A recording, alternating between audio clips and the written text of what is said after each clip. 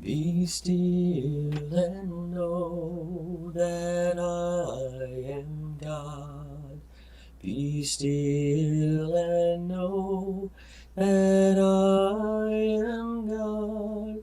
Be still and know that I am God. I am the way, the truth, the life. I am the way, the truth, the life. I am the way, the truth, the life. So be still and know that I am God. Be still and know that I am God. Be still and know that I am God. Good morning. It's Friday morning. Hope that you've had a great week this week, been blessed in some way, and have been encouraged along the way. Have you ever worked so hard for so long, and yet you just feel completely exhausted? Just you feel like you've given every ounce of yourself, only to realize that there's so much more that you need to give, and maybe even worked so long and so hard and felt like maybe you didn't even make very much progress, and it's daunting, and you're just tired. And you look at it and you think, gosh, I still have so much more to do and to give. And you wonder how that could ever be possible. And it happens. It happens today with our busy schedules. And we seem to run constantly and go places all the time and have something to do all the time with little rest in between. And we just simply get tired. And when we step back from that and we look around, and yet there's still another need and yet another need and something we have to do and some place we have to go. And it just gets tired and gets daunting. You know, Jesus speaks to that from Matthew chapter 11, verses 28 through 30. It's a very well-known passage. And he says, "Come to me, all you who are weary and burdened, and I will give you rest. Take my yoke upon you and learn from me, for I am gentle and humble in heart, and you will find rest for your souls. For my yoke is easy and my burden is light." The word that Jesus uses there, labor, is from the Greek word kopio, which describes the most wearisome kind of labor. It's the person, this person is a person who's giving everything they have to a project or to an assignment. He's striving, he's working hard, he's laboring with every fiber of his being to complete this project. But the Greek tense of that verb describes people who have been laboring under this kind of load for a very long time without pause. So they've worked very, very hard for a very, very long period of time. Their work's been very wearisome and very exhausting.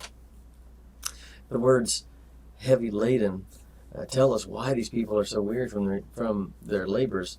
These words are from a Greek word called fortidzo, which denotes a load or a burden that is normal and expected for an individual to carry in life, but yet it's been carried for so long. There's actually a military term that described a bag that every soldier was required to carry as a part of his career as a soldier. And carrying such a weight was expected of soldiers, and the weight of these backpacks and bags was actually determined by the length of a soldier's journey. So if the trip was short, the weight would not be as heavy. But if the assignment mandated that a soldier go on a much longer journey, well, then his bag would end up being heavier because of more supplies for the journey. And so Jesus was referring to people who had been doing their job for a very long time, and their job wasn't done yet. Their journey had not been a quick journey. It had not been an easy one, and there was still much of that journey left for them. And so knowing how exhausted they were and how much further they had to go before they were finished, Jesus told them, "Come unto me, and I will give you rest." The word rest is from the Greek word anapao, which means to rest or relax or to refresh. And the root of the word pao, that root is the word that we get our word pause. And so in Matthew 11:28, The word anapao carries the meaning of to pause or to refrain.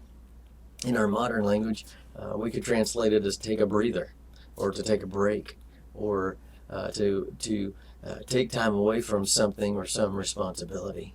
And so when he says, come unto me and I'll give you rest, he says, I will give you a break. I will give you a breather, if you will.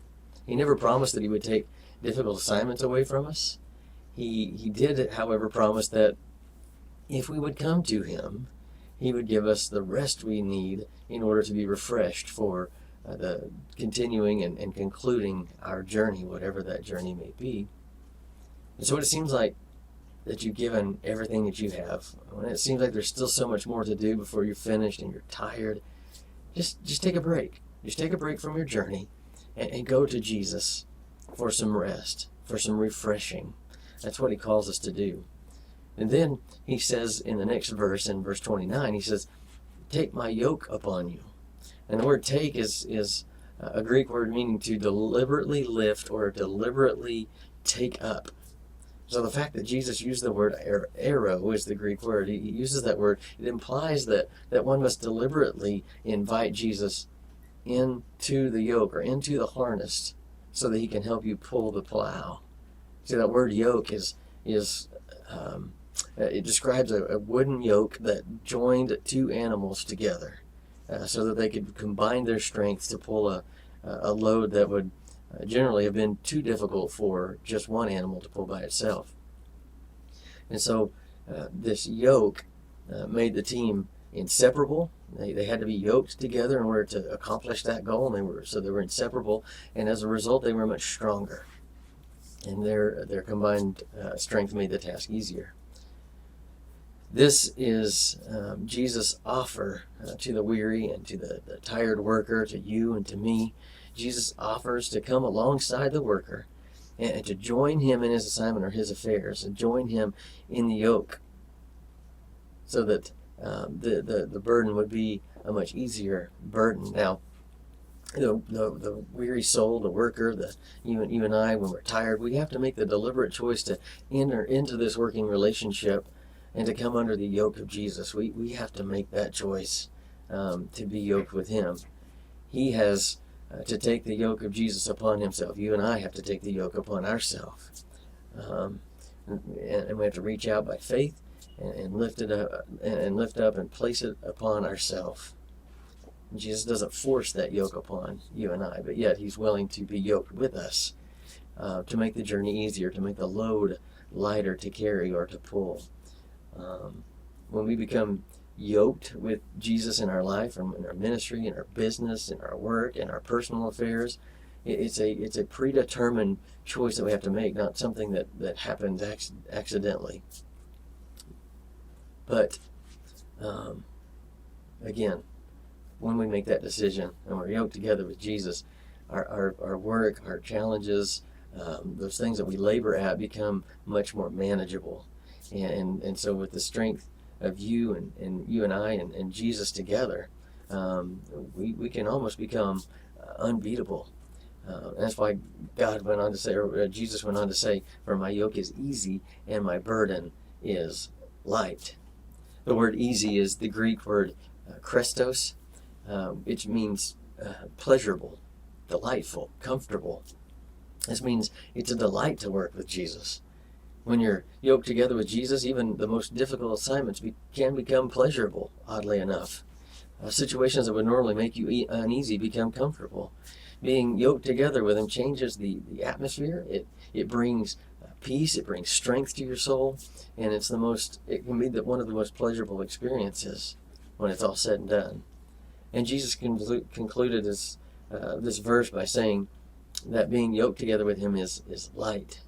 And the word light is from another Greek word describing something that is not burdensome. It is light in weight. It's easy. So what about you and I? Are we going to keep pulling that plow through solid ground all by ourselves and becoming weary and labored and tired, exhausted? Or are we going to allow Jesus to come alongside us, to become partnered with us? Are we going to be yoked with him in this life and in our labors, in our toils, in our work.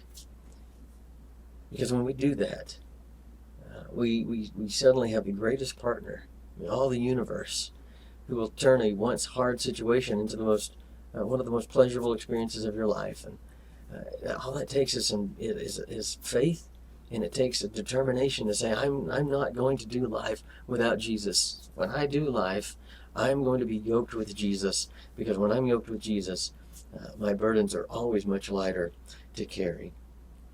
I hope this brings you some encouragement today. I hope that as you go into the weekend, before the next work week, that you will spend some time with Jesus. Talk to Jesus. Ask him to come alongside you and to be yoked with you in your burdens, in your cares, and your toils, and let him make that burden much, much lighter and much, much easier for you to bear. He wants to do that. He's made that offer to you. He's just waiting for you to accept that offer. I hope this is encouraging for you. Love you guys. Hope to see you soon. Bye for now.